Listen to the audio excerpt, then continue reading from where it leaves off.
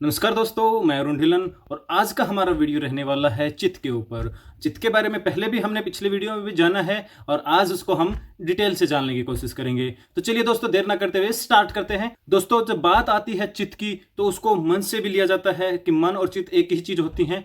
तो देखिए, चित्त क्या होता है वो मैं पहले भी बता चुका हूं, एक बार फिर से रिपीट कर रहा हूं इस चीज को कि चित्त हमारा क्या होता है। तो चित्त जो है इंद्रियों का डायरेक्टर, निर्देशक होता है, यानी कि इंद्रियों का जो कार्य होता है वो उनसे करवाने वाला कौन होता है, वो चित्त होता है हमारा। जिस प्रकार से आंखों का देखना, कानों से सुनना, त्वचा का महसूस करना, हाथ पैर हिलाना, इस प्रकार की जो क्रियाएं होती हैं हमारी शरीर से, वो चित्त करवाता है। अब चित्त और आत्मा, ये दो कंसेप्ट आते हैं हमारे सामने, उसके बारे में अगली स्लाइड में बताने जा रहा हूं।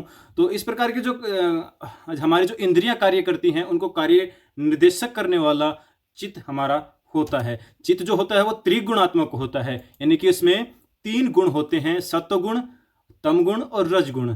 प्रधान कौन सा होता है? जो गुण प्रधान हो जाता है उसके हिसाब से हमारे चित्त का निर्माण हो जाता है। हम इसमें चित्त के प्रकार के बारे में भी पढ़ने जा रहे हैं दोस्तों। अब बात कर लेते हैं आत्मा और चित्त। जो आत्मा और चित्त होती है, अलग अलग करके पढ़ना उन दोनों को बहुत कठिन है। हम कर ही नहीं सकते, असंभव है। क्यों? क्योंकि एक को अगर हम हटा देते हैं, यानी कि एक की अनुपस्थिति कर देते हैं, तो दूसरे को हम जान ही नहीं सकते। अगर आत्मा नहीं है तो हम चित्त को नहीं जान सकते, और चित्त नहीं है हम आत्मा को नहीं जान सकते। तो आत्मा क्या है, पहले आत्मा को देख लेते हैं कि आत्मा जो है हमारी शरीर में चेतना का कारण है। यानी कि अगर आत्मा शरीर से निकल जाएगी तो चेतना हमारे शरीर से खत्म हो जाएगी। जो चैतन्य है हमारे शरीर में, जो जागृति है, जो चेतना है, वो किसकी वजह से है? आत्मा की वजह से है। और चित्त क्या है उसके बाद? कि जो चैतन्य शरीर है, चैतन्य शरीर के द्वारा की जाने वाली क्रियाओं का कारण क्या है? चित्त है हमारा। जो क्रियाएं हमारे चेतन शरीर से हो रही हैं वो कौन करवाता है? चित्त करवाता है। तो आप आत्मा और चित्त को अलग अलग करके शायद समझ गए होंगे।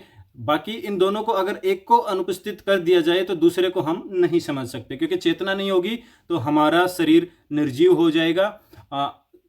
शरीर में जीवन डालने के लिए, चेतना लाने के लिए आत्मा की आवश्यकता होती है, यानी कार्य करवाने के लिए शरीर से चित्त की आवश्यकता होती है दोस्तों। ये तो हमने आत्मा और चित्त के बारे में जाना। अब हम चलते हैं कि चित्त कितने प्रकार की होता है, यानी कि चित्त की अवस्थाएं कितनी होती हैं। तो दोस्तों, चित्त की 5 अवस्थाएं होती हैं। उनको हम डिटेल से देख लेते हैं। जो पहली अवस्था है वो है क्षिप्त अवस्था, दूसरी है मूढ़ अवस्था, तीसरी है हमारी विक्षिप्त अवस्था, उसके बाद आती है एकाग्र अवस्था, और उसके बाद आती है निरुद्ध अवस्था। ये एकाग्र अवस्थो लिखा गया टाइपिंग में, ये अवस्था है, एकाग्र अवस्था। तो चलिए दोस्तों, हम शुरू करते हैं पहली ही अवस्था हमारी क्षिप्त अवस्था से। तो क्षिप्त अवस्था वाला जो चित्त होता है वो किस प्रकार का होता है? तो जो क्षिप्त अवस्था में चित्त होता है हमारा, वो रजोगुण प्रधान होता है दोस्तों। उसमें रज गुण की अधिकता होती है और सत्व और तम गुण दबे हुए होते हैं। उसके अलावा जो हमारा मन है, जो चित्त है, उसका इंद्रियों के ऊपर नियंत्रण नहीं रहता, और हमारी जो 10 इंद्रियां हैं, 5 ज्ञानेंद्रियां और 5 कर्मेंद्रियां, वो 10 की 10 लगातार विषयों का भोग करती रहती हैं, यानी कि विषयों के पीछे भागती रहती हैं। जिस प्रकार से मुझे ये भी मिल जाए, मुझे ये वो भी मिल जाए, मुझे मैं इतने पैसे कमा लूँ, मतलब जो इंद्रिय को अच्छा लगा, इंद्रियों को जो अच्छा लगा उसको भोगने की इच्छा व्यक्त करती हैं इंद्रियां, और उन इंद्रियों के ऊपर मन का कोई नियंत्रण नहीं होता। इस अवस्था को हम क्षिप्त अवस्था कहते हैं चित्त की। इसमें हमें भले बुरे का ज्ञान नहीं रहता, केवल इंद्रियों का सुख चाहिए होता है इस अवस्था के चित्त को। इसके अलावा वर्तमान में जितने भी लोग हैं, वर्तमान में अधिकांश लोगों का चित्त इसी अवस्था में शिथिल होता है, और ये अवस्था चित्त की सबसे निम्न अवस्था बताई गई है। सबसे निम्न अवस्था, यानी कि सबसे नीची दर्जे की अवस्था है ये। तो आज वर्तमान के जो इंसान है, वो अधिकांश लोग इसी अवस्था में शिथिल हैं। वो सिर्फ अपने इंद्रियों के सुख के लिए भाग दौड़ कर रहे हैं, इधर उधर भटक रहे हैं। उसके बाद आती है हमारी दूसरी अवस्था, जो है मूढ़ अवस्था। मूढ़ अवस्था में दोस्तों क्या होता है कि इसमें तम गुण प्रधान हो जाता है, और सत्व गुण और रज गुण जो है दब जाते हैं इस अवस्था में। तो दोस्तों, इस अवस्था में जो हमें कर्तव्य होता है हमारा, उसका ज्ञान नहीं होता। हमें ये नहीं पता होता कि हमें करना क्या है, हमारा कर्तव्य क्या है। इसके अलावा दोस्तों, इसमें हम पशु के समान सिर्फ पेट भरना जानते हैं। हम पेट भरते हैं और सो जाते हैं, इतने तक ही हम सीमित रहते हैं। इसके अलावा हमें किसी प्रकार की विद्या, तप, दान, ज्ञान, गुण, धर्म, इस प्रकार का कोई भी हमारे शरीर में गुण नहीं होता।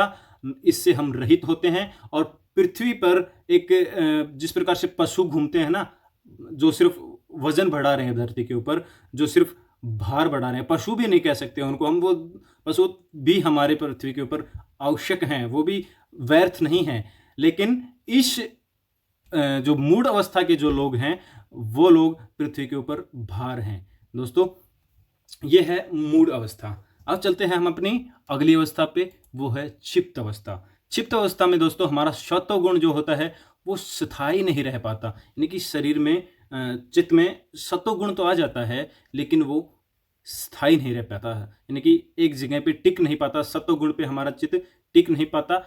कभी कभी उसमें रजगुण की प्रधानता हो जाती है, जिससे अगर रजगुण आएगा तो हमारी इंद्रियां भोग विलास की तरफ भागती हैं। तो ये अवस्था होती है क्षिप्त अवस्था, यानी कि हम अपने इंद्रियों को रोक नहीं सकते कभी कभी, यानी कि सत्वगुण तो चित्त में आ गया लेकिन कभी कभी वो रजगुण में भी चला जाता है।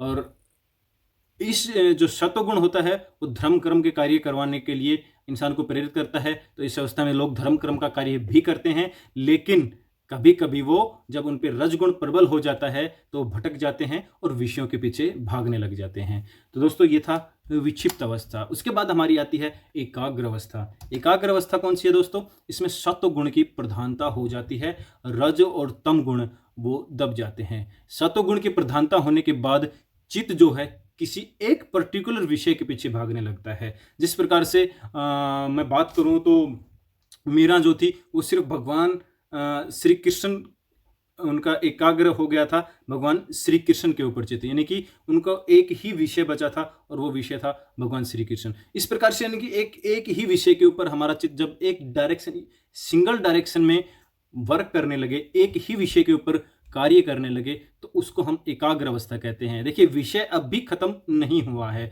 विषय अब भी है, लेकिन चित्त जो है वो उस सिर्फ एक विषय के ऊपर कार्य कर रहा है, इधर उधर भटक नहीं रहा, विषयों के पीछे नहीं भाग रहा, एक विषय के ऊपर रुका हुआ है। वो है हमारी एकाग्र अवस्था।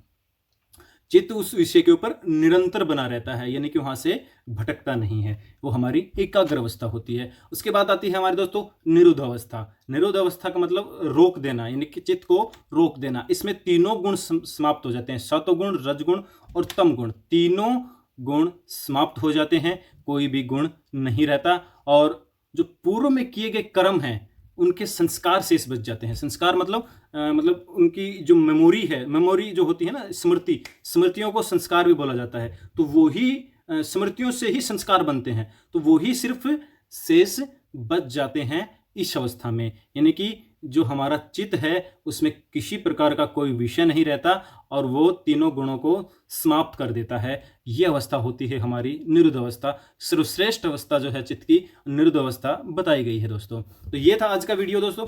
आप लोगों को वीडियो कैसा लगा इसके बारे में कमेंट बॉक्स में जरूर लिखना। और अभी हम अपने वीडियो का समापन करते हैं। थैंक यू, धन्यवाद।